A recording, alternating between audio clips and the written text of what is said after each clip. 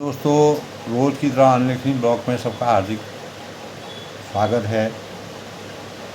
सबके अभिनंदन के साथ दोस्तों, आज प्रेरणादायक विषय में हमारे जीवन में हमें जिस प्रकार का परिवेश वातावरण मिलता है और उस परिवेश की क्या महत्ता होती है, उससे हमारे जीवन में हमारे अनुभव हमारे परिवेश को किस प्रकार से सकारात्मक और नकारात्मक करते हैं, उन्हीं भावों के अनुसार दोस्तों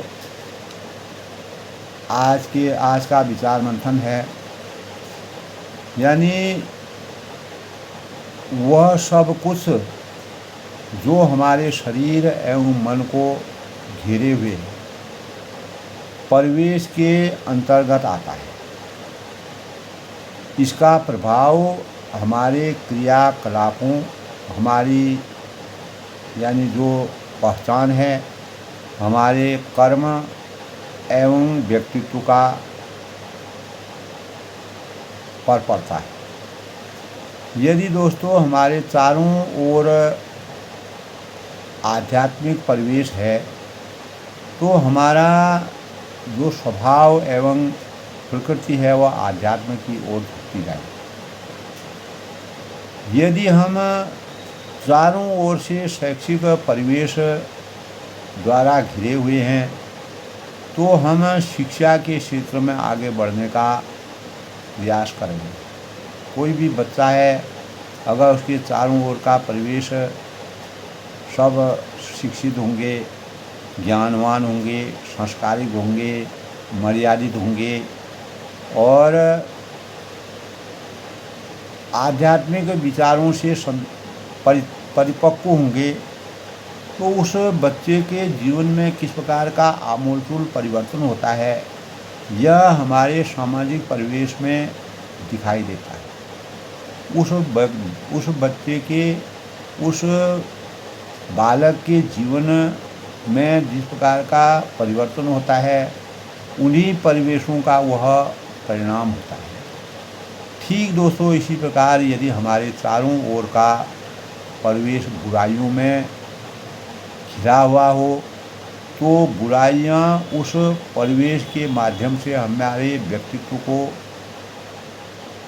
व्यक्तित्व में प्रवेश कर जाएंगी और कुल मिलाकर परिवेश में मौजूद तत्व एवं विशेषताएं हमारे व्यक्तित्व में प्रवेश कर जाती हैं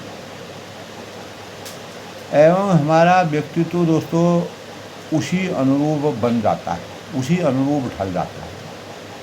तो यदि हम अपने जीवन में सफलता एवं प्रगति का अर्जन करना चाहते हैं और अनेक प्रकार के शुभता के भावों का संचार करना चाहते हैं, तो हमें ऐसे परिवेश में रहने का प्रयास करना नितांत आवश्यक है। जो सकारात्मकता से परिपूर्ण हो, नकारात्मक भावनाओं और विचारों एवं प्रवृत्तियों से परिपूर्ण परिवेश में सदैव अवनति की ओर ही ले जाएगा। तो वहाँ पर दोस्तों एक अन्य बात विशेष रूप से उल्लेखनीय है कि परिवेश का निर्माण करने वाले भी स्वयं हम ही होते हैं। तो हम जैसे कर्म करेंगे, जिस प्रकार के कार्यों की समीक्षा करेंगे, जिस प्रकार के कार्यों से हम अपने जीवन को परिपक्वता में जीवन को उसी प्रकार का परिवेश देंगे। तो जैसे विचार रखेंगे, जिस प्रकार के भाव रखेंगे, जिस प्रकार का कार्य करेंगे, वैसा ही परिवेश हम अपने आसपास के व्यक्तियों के लिए निर्मित करें। यानी हमारा जीवन अपने आप ही ऐसे व्यक्तित्व की ओर आकर्षित होगा। तो कहने का तात्पर्य यह है कि दोस्तों, हम किसी अन्य व्यक्ति के लिए परिवेश के निर्माण में सहायक होते हैं। जैसे पीढ़ी दर पीढ़ी हमारा सामाजिक स्तर चलता रहता है। हमारा परिवेश अगर हमको सकारात्मक मिलेगा तो आने वाली पीढ़ी में इसका सकारात्मक प्रभाव पड़ेगा। वह अपने लक्ष्यों की ओर, अपनी सफलताओं की ओर, अपने विचारों की ओर, अपने संस्कारों की ओर पूर्ण रूप से परिपक्व होंगे। और कोई दूसरा व्यक्ति हमारे लिए परिवेश का निर्माण नहीं करता है। हमें अपने परिवेश का स्वयं ऐसे परिवेश को चुनना पड़ता है जिससे हम अपने जीवन को आकर्षण का केंद्र बिंदु बनाने की पहल करते हैं। तो दोस्तों, जन्म के उपरांत एक बच्चे पर चारों ओर के परिवेश का प्रभाव तुरंत ही पड़ना आरंभ हो जाता है। अगर आप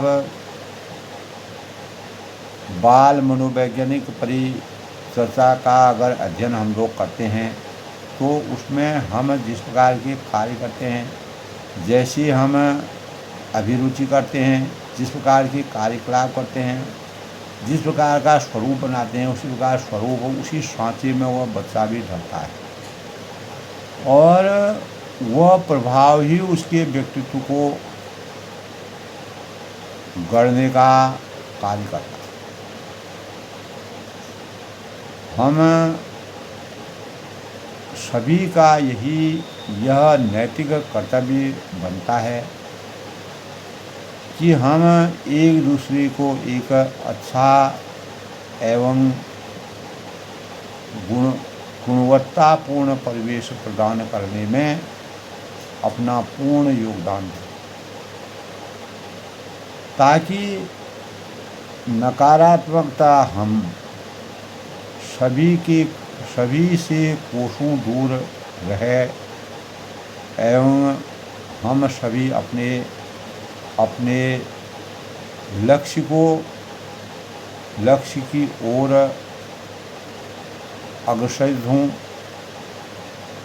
और उसमें गति प्रदान करने की क्षमता हमारे अंतर्मन में व्याप्त हो और हम जिसके परिणाम स्वरूप उसी गति में रहते हुए अपने को सफल बनाने में कामयाबी हासिल करें। तो परिवेश की महत्ता को जानने के लिए दोस्तों, हमारे जीवन में, मानवीय जीवन में सफल होने के लिए मनुष्य अपना मार्ग स्वयं प्रशस्त करता है। सफलता की प्राप्ति के लिए ज्ञान की आवश्यकता होती है। ज्ञान प्राप्ति का एक प्रमुख मार्ग अनुभव होता है और जिसके द्वारा हम अपने जीवन की नैया पार लगाते हैं। तो वास्तव में दोस्तों, अनुभव की सीख और अनुभव वह सीख है जो प्रत्येक व्यक्ति अपनी भूलों से प्राप्त करता है और हम सब अपने जीवन में कई कठिन परिणामों से गुजरते हैं। कई बार दोस्तों गलतियां होती हैं तो अक्सर हम विफल हो जाते हैं। तो हम अपने जीवन में कुछ ऐसी गलतियां करते हैं जो हमें तत्काल तो कटु अनुभव देती है, परंतु वे भावी जीवन में सफलता तमाम संभावित स्मृतियों को मधुर बनाने का आधार बनती है, विकल्प बनती है। दरअसल दोस्तों, उसके उनसे प्राप्त अनुभव के आधार पर असली यानी अगली बार हम ऐसी गलती से बचने का प्रयास करते हैं तो हमारे जीवन का एक आधार बन जाता है। किसी ने सच ही कहा है कि दोस्तों कि गलती करना मूर्खता नहीं होती, बल्कि गलतियों को दोहराना बहुत बड़ी मूर्खता है। अनुभव ही हमें ऐसी गलतियों से बचने में सहायक सिद्ध होती है। तो हमारे अनुभव हमारे जीवन की एक संबल होते हैं। इस संदर्भ में दोस्तों महात्मा गांधी ने एक बार कहा था कि भूल करके भी सीखा जाता है। अगर हम कोई चीज़ भूल जाते हैं उसके बाद भी हम सीख सकते हैं, लेकिन इसका मतलब यह नहीं है कि जीवन भर हम भूलते ही जाएं, जीवन भर हम गलतियां ही करते जाएं। तो सीखने मात्र के लिए हम अपने जीवन में हमेशा भूल करते नहीं रह सकते। तो हमें कोशिश करनी चाहिए कि हम यानी एक गलती से अनुभव प्राप्त करके भविष्य में इस गलती को पुनः न दोहराएं, क्योंकि अतीत से सबक लेकर उसमें सुधार करना और जीवन में आगे बढ़ने की अपनी राह प्रशस्त करना, यही मानवता की सबसे बड़ी पहचान है। यही हमारे जीवन में यानी परिवेश की महत्ता का सबसे बड़ा स्वरूप है। अनुभव हमारे परिवेश को किस प्रकार से मजबूती प्रदान करते हैं। इसीलिए सच ही दोस्तों कहा गया है कि अनुभव से बड़ा और बेहतरीन न कोई मार्गदर्शक होता है। अनुभव रहित जो जीवन होता है वह दिन यानी बिन पतवार की नाव की तरह हिचकोले लेते रहता है, इधर उधर डोलता रहता है। तो कहने का तात्पर्य है कि दोस्तों, हालांकि अनुभव तभी गुणकारी होता है, तभी गुणवत्ता वाला होता है, तभी सकारात्मक भावों से सुशोभित होता है जब हम कर्म की कसौटी पर उसके खरेपन को परखते हैं और बदली हुई परिस्थिति में